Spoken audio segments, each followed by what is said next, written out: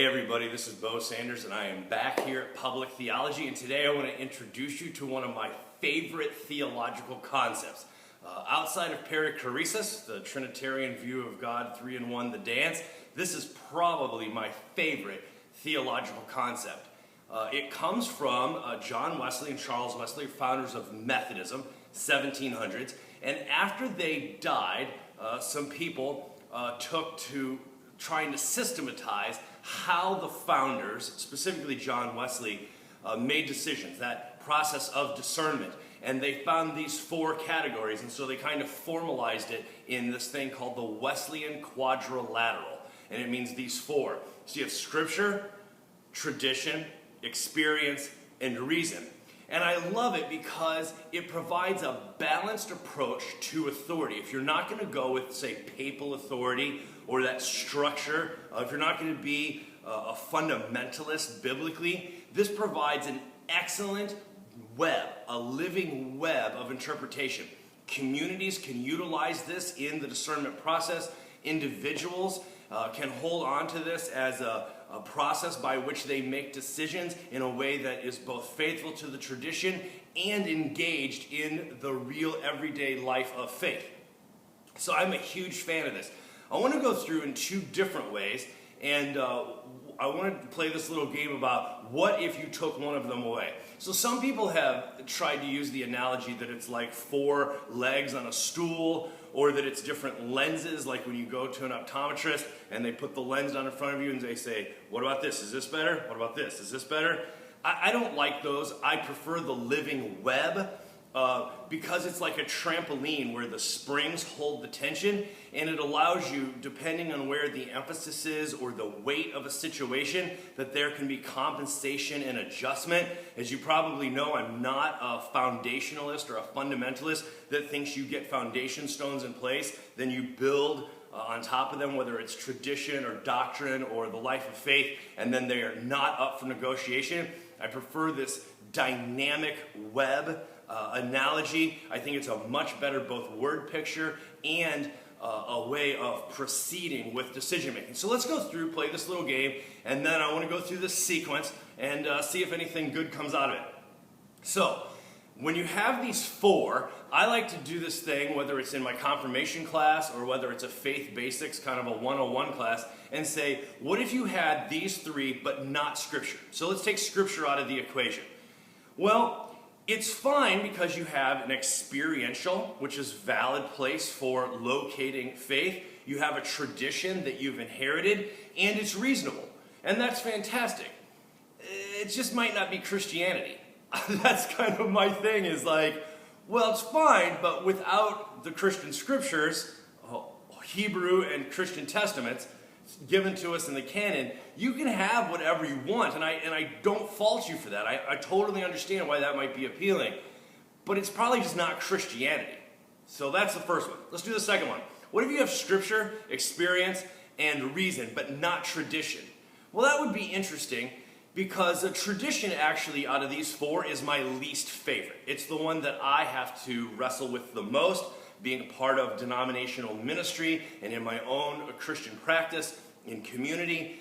Tradition is the one that I want to see renovated, if you like RE words, and so it's the one I struggle with the most. But I do understand that there's a role, and an important role, for tradition, which is there is a certain amount of givenness to Christianity and to the faith that we have inherited. And so whether it's baptism, like you can't baptize yourself, I just heard Rachel Held Evans talk about this, whether it's communion, you can't take communion by yourself, it is a communal act. And so this tradition that has been handed down to us provides us a certain expectation and structure. I would call it a trajectory of the life of faith lived out in community, and we need that tradition. Now, we can be in dynamic engagement, even critical engagement with the tradition, but we still need that tradition. We're not making this up from scratch, is what I tell people all the time. Innovate all you want, but we never start from scratch. You never have a blank slate. You never start with a blank check. It comes from somewhere. It's like language. You can't speak language. You speak a language. And that's an inherited tradition. And so before you can utilize English or French or Portuguese to say what you want to say, that language has already come to you. It has acted upon you. It has formed your thought, and then you utilize language to express your thoughts. It is an engagement, a living tradition. And so in that sense, we cannot just make stuff up as we go along. We don't have that luxury. Okay, so let's do a third one. You have scripture, you have tradition, and you have reason, but you have no experience. This is terrible. It is a lifeless, this is where religion gets a bad rap, is that you have this lifeless tradition, these inherited forms and structures. If you're not experiencing the very faith that you proclaim, something has gone wrong.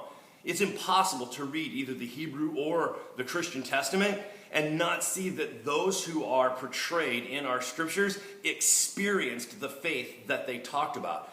The experiential element of faith is so vital that when people try and downplay it and say that it is, they try and relegate it and say that it's the least of these four, or that it's not relevant, that you can't base things on experience, they are doing some scary version of whether it's intellectual ascension or some dogmatic, doctrinal orthodoxy that they're trying to hold to, and it's terrifying.